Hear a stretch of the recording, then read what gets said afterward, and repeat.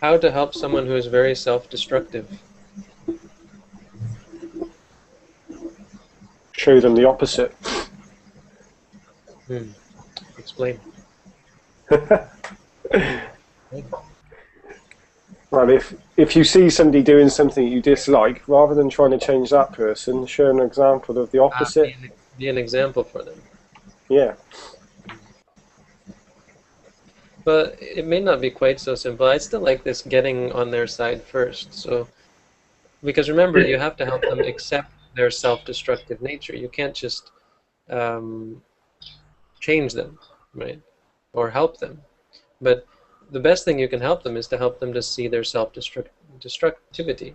So get on their side and start walking together with them, you know, asking them about it, learning about it, staying with them.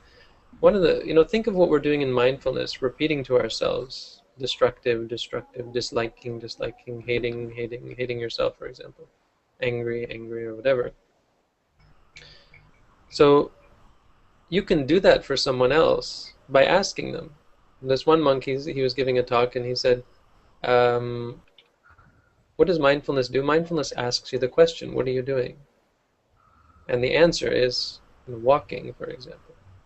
The moment of mindfulness is when you ask yourself the question. So if you ask them, how are you feeling today?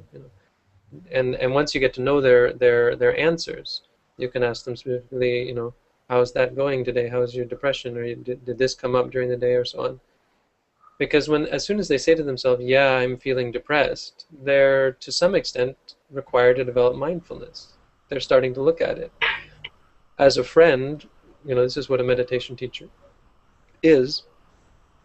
When you objectify it for them, or make it objective and say, oh, wow, yeah. In other words, not reacting to it. Saying, oh, yeah, well, what about this, or what about that, or talking naturally with them, but just discussing it as though you were discussing the weather, or something objective like politics or something. No, it's not objective. You were describing the paint peeling off the wall or something. Just talking about it as though it were ordinary. Then you're walking with them, and you're helping them to go through it. Think of what therapists do, and why it's great to see a therapist. When I was arrested for streaking, because according to the police, I had streaked in front of a man and his 3 daughters, and done a lot of nasty things. I had to go see a therapist. Part of the deal that we struck with the DA for finding me factually innocent was that I had to go see a therapist. Wasn't that ridiculous? But he was a really nice guy. It was my lawyer paid for it because he was a really nice guy as well. And so I spent like 4 sessions with this therapist, and it was great. He didn't do anything, and I think probably because he realized I was a bit of a therapist myself. But we sat there and we just talked, and I was trying to get a sense of his technique, but he didn't really he wasn't really using one, but he was also very receptive. And this is what therapists do. They are receptive, helping you to identify and to observe your experiences. In some sense, create mindfulness. So you have to kind of think like that. Then you then, once you're on their side and walking with them, then you start to find the way out. You're walking with them and say, hey, wait, let's go this way. Maybe if we go this way, it'll help. And that's when you start teaching them meditation. But if first, you if have to. somebody have a if somebody have a case with a friend who's depressed or have a problems, some things, you can go on YouTube. You go on channel Psyche Truth. There's a lot of sort of free information about the psychology, and you know, yeah, The you only, just go there. the only thing I would say is when you're helping a friend, when they're a close friend as well, or, you know, something along those lines, you've got to be aware that you don't enter into a thing called a drama triangle where somebody might be looking for help, playing as a victim, and then you come along and try and help them, and then their perception of you becomes somebody of making the situation worse. So you end up becoming a victim yourself, and that's where therapists are trained into seeing those kind of things happening. And the sign of a good therapist is somebody that listens a lot and just allows you to talk, and then just points things out along the way. Yeah, I think that's the... Yeah, it's I see it's another question, because Buddhists don't believe in natural selection. Do believe? Are you trying Oh, to... I believe in natural selection, absolutely. Wait. I Are don't, we... So I if don't, Where's that somebody, come from? I don't believe that God created the world and made zebras on one day. Okay, wait. Lucas hijacked our question. So that's nothing to do with what we were talking about. I wanted to give one other point. I think I forgot it now. Because these are important. Can I finish my thought? Can I finish my thought? Whatever. No, wait your turn. Okay. I'll mute you if you don't. Is that Owen? I think Owen brings up a very important point that I wanted to say in the beginning as well. Is that wanting to help people is very, very, very, very, very, very, very dangerous, with a lot more varies, because there's greed in there, there's wanting, there's a desire, and there's an attachment to the person. Probably it's because you're not thinking of someone who you don't know, who you just saw on the street and said, man, that guy's destructive, how can I help him? You're probably thinking of someone who's close to you, and therefore you want to help them. Or I mean, if that is the case, and if you give rise to the wanting to help them, chances of entering into this thing that Owen mentioned that I've never heard of before, some kind of triangle. I'll send it to you.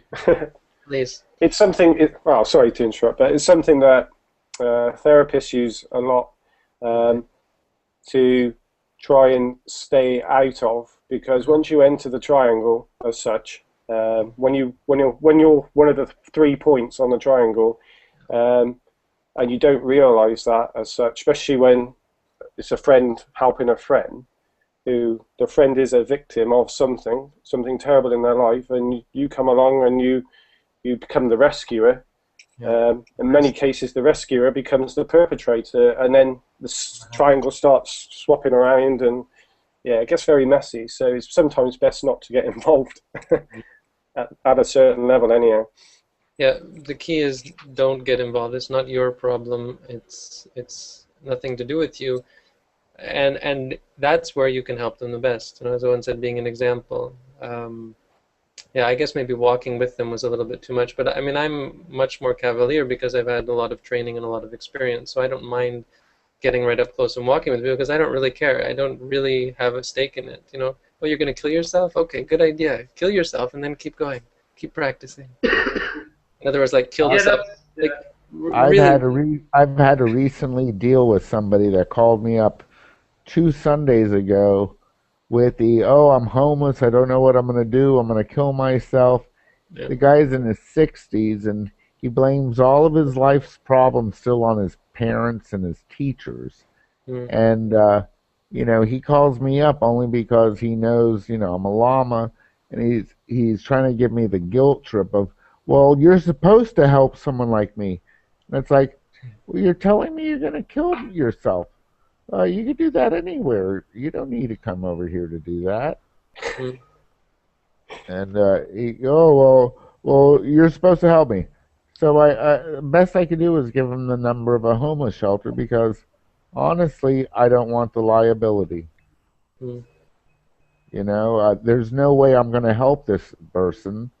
All I've heard from him for a year is, I'm depressed with life. I'm going to kill myself. But and I only know him casually.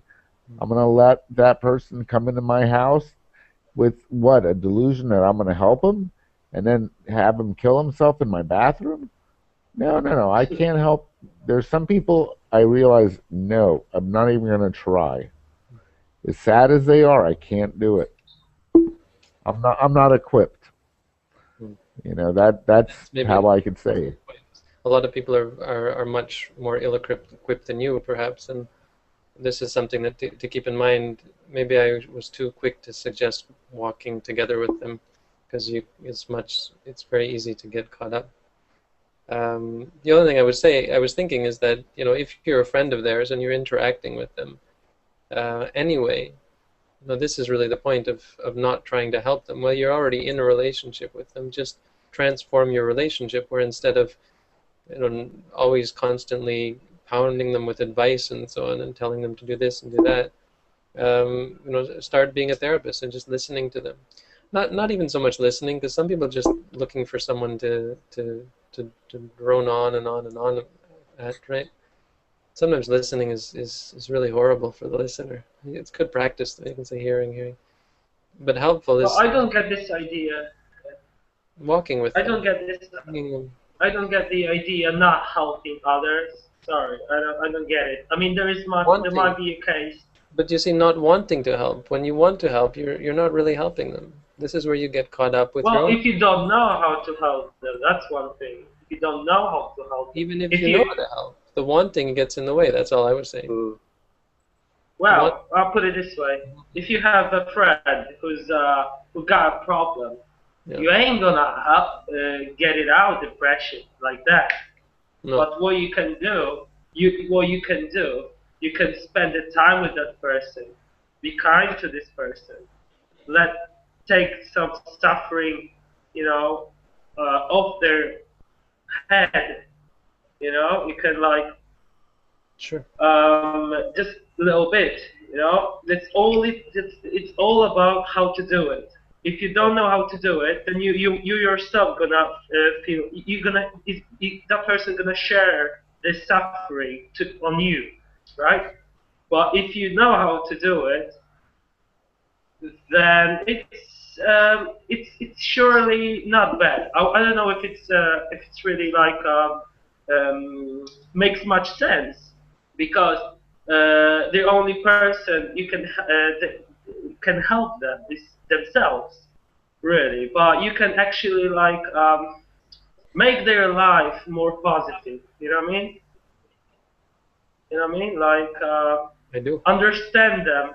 You know, make them calm, make them feel good. You know? All I was saying personally, sorry to keep talking, but first that your desire, if it's desire to help, you're only going to get upset when, and this is where you get for sure a part of how you get into this triangle of Owens. Your emotion, your need, because that's what it is. When you want something, it leads to need. Your need for them to respond in certain ways, positive ways. That means you shouldn't help others because you cannot. No, it means you should be free from wanting to help others. The Buddha didn't want to help anyone, but he did. It wasn't wanting that led him to help. It was people's request. It was the request to be helped. The other thing is, when you want to help someone, not only does it drag you in, but it wastes your resources. You wind up, instead of dealing with the people who are there with you, you seek out an individual and try to help them, and this is unnatural. It doesn't work. I've done this before. I've tried to help individuals and just realized, what am I doing? I'm wasting all this time on someone who doesn't really want to be helped and just wants, to guilt trip me and so on and so on. And yes, that's right. That's right. Because I don't know how much sense one person is ridiculous from a Buddhist point of view. We have to help. It has to be natural. Yeah, I feel like I'm wasting my time, wasting my energy, wasting my everything just to help the person, and it seems pointless because the only person who can help is himself or herself or whatever. Well, and some people are easier to help than others, of course. Try it, Jim. Buddha said some people will die anyway. Some people will get better anyway. But some people need to be cured in order to get better. And if they are cured, they'll get better. If they aren't cured, they'll die. The Buddha said he teaches for those people. I think it's very dangerous for people to try to become therapists of other people. Yeah, that's dangerous. Very dangerous thing. Yeah, because it's actually like sometimes it just destroys your peace, destroys your kind of, I don't know. Is But there research to back that up? What is the truth? When people try to be therapists for others, what is the overall result? Do they help more or do they hurt more? Hurt. Hurt? Did you say hurt? I said hurt. Yeah. Really? Is that? Yeah, because it leads. Some people say.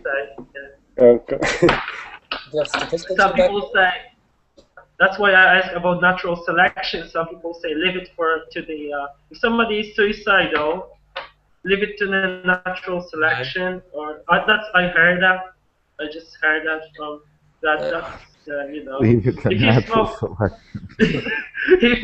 if you smoke too much Marlboros when you were young and you can't have a kid on your own later in life, that's natural selection. Nature knows best, right? Some people say that. So if you commit suicide, and, you cannot handle the life, then the nature took care of you. Yeah. But I think for sure, just letting anyone act as a therapist there's a lot of danger to that. But if people are meditating and to give basic meditation advice and advice based on the Buddhist teaching and advice to go and do meditation courses, yeah, being a therapist is probably going too far, isn't it? Hold on. Isn't it like if you are a bhikkhu and you meditate and you know many things we don't know, isn't it we come to you for advice and you're helping us? Isn't it the same thing? As what? No. As like being therapists or helping people this way? Yeah, but the idea is you're not supposed to go to a bhikkhu every Wednesday at 4 o'clock to unload to him for an hour of, oh, I have such a bad relationship with my mother, and I think that's why I have a bad relationship with my girlfriend. Oh, no, that's a therapist. And I don't think we should be using spiritual preceptors or abbots for those purposes, Well, that's why you visit psychologists. I mean, bhikkhus and meditators are much like psychologists. No. I would say. No, they are No. people that wanted to get off of the wheel and then their own suffering.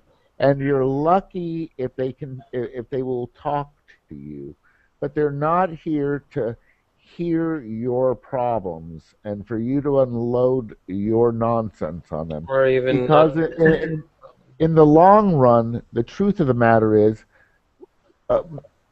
it's all based on ignorance. That's why everybody suffers. And we know it as meditators. We know that everything is derived from ignorance, and it's unkind for us to just tell somebody that comes whining about their problems, hey, this is life, grow up or wake up. So, if we take this attitude of, okay, tell us your problems, then what happens is, instead of giving the opportunity to explain to you the Dharma, which is pretty harsh. First noble truth, in life there's suffering. Second noble truth, it is your tanha, it is your thirst for it to be otherwise. The third noble truth, nirodha, you can extinguish it.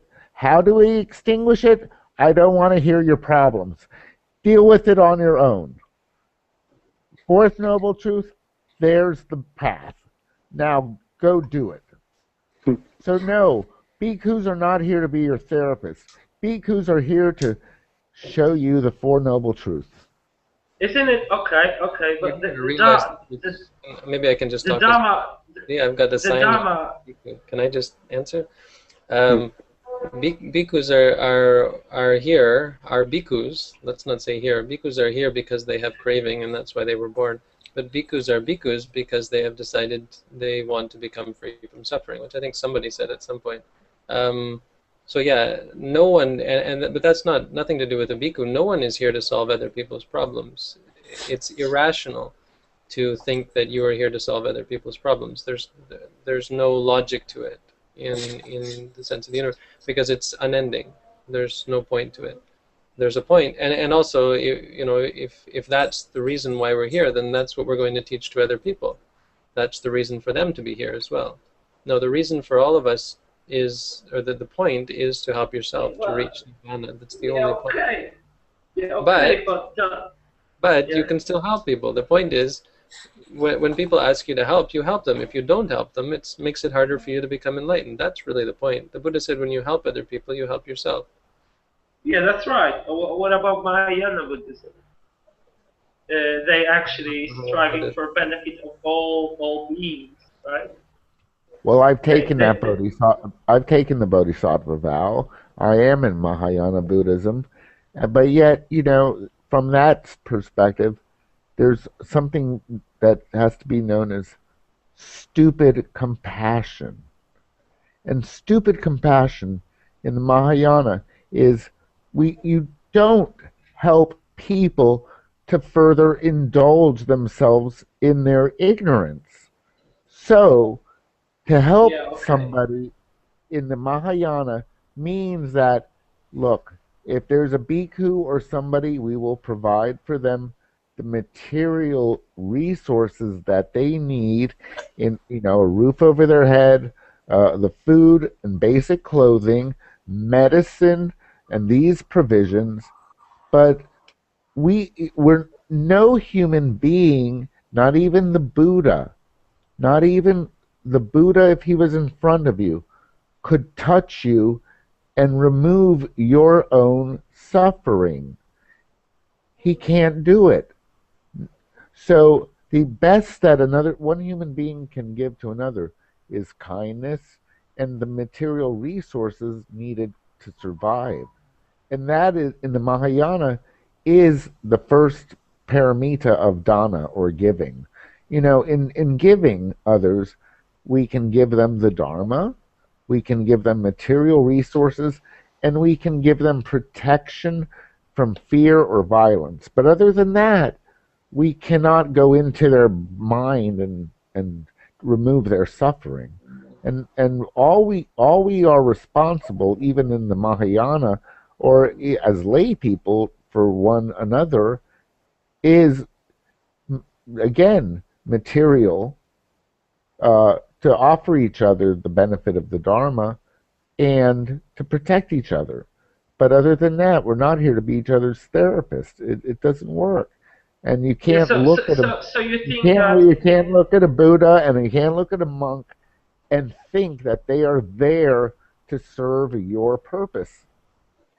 Okay, so in the time of the Buddha, if I went to him and say, "Hey, I got a problem with this, and that," he would say, "Sorry, it's such a trivial problem. I'm not gonna deal with it." That's what would he say? No, I mean, he'd be gentle about it, but he would have, no matter what you say to him, he will eventually bring it back to the core foundation of his Dharma, which that's right. That's so. But Hold on. his core foundation of his Dharma is don't be in the extremes, follow the middle way, All and right. you know, All right. and you know. So you have a depressed person. You have a depressed person, like the person that phoned you at night or something, the homeless person, and you say, "Hey, don't worry, all life is suffering. That's the way it is." You know, that's all you could say, really. Just tell it down. No, you can do a lot more. Just don't do it with wanting. If he asks you something, give him the answer. The Buddha was perfectly enlightened, so he knew everything, and he would know whether he could help you, and he would just say whatever helped you. That would be the easiest thing for him to do, because if he didn't do that, he'd create karma with you, and if he did create karma, it would prolong his existence, and he knows not to do some that. people are ignorant, and they're not gonna listen to you. So don't keep on trying, because it's pointless. So I think we've gotten a little bit off field from the question, but I think that's as far as we can go about how we can help this person. Yeah, be careful, and I still like to think that you can provide some therapy Just don't let your defilements get in the way. What was the exact quote by the Buddha about avidya bringing rise to all things? That's an easy one. Avidya paccaya sankhara. Avidya, based on avidya, come sankharas, or formations. It's in the Nidana Samyutta of the Samyutta Nikaya, among other places. Is there a Buddhist creation story like Buddha and Eve? Oh, I didn't mean to do that one. I'm not gonna. Let's not indulge that in an answer. You didn't read it. I did. Pretend that wasn't read. You didn't read it. Nobody heard it. Are there categories of wrong perception? That's too cerebral for me. Brahmajala Sutra. At least that could give you a reference. That's a good one. But Buddha and Eve, come on. How can I participate and ask questions? Here's something that we should answer, because it looks like, as usual, lots of people are asking how to get in. If you want to get in and be one of our contestants on The Monk is Right, you want to be the next contestant on The Monk is Right. How horrible, isn't it? That's just... You have to be in my Google Plus circle. It's not my choice, but it's kind of good because it means we can have some filter on who's invited. So you have to go to Google Plus and find me and send me a message to get in my circles. If you can't do that, send me your Google Plus username to my email address, Yuttadhammo at yuttadhammo@gmail.com. But you're too late now. We're almost finished, and we're not going to let anybody else in. So you got to plan in advance and come to next week's Saturday and Sunday. And all contestants receive the greatest of all Buddhist prizes. Nothing. You get a box and it's empty. Yes. Or you could have what's behind the curtain. The wall. Or better yet, the window. Right? Get the sound of that reminds me of a good poem by Ryokan, the Buddhist monk poet. I come to my hermitage after a full day. I come into my room at night to find that robbers have come and stolen all my rice and my begging bowl. But as I look out my window, I see they could not steal my moon.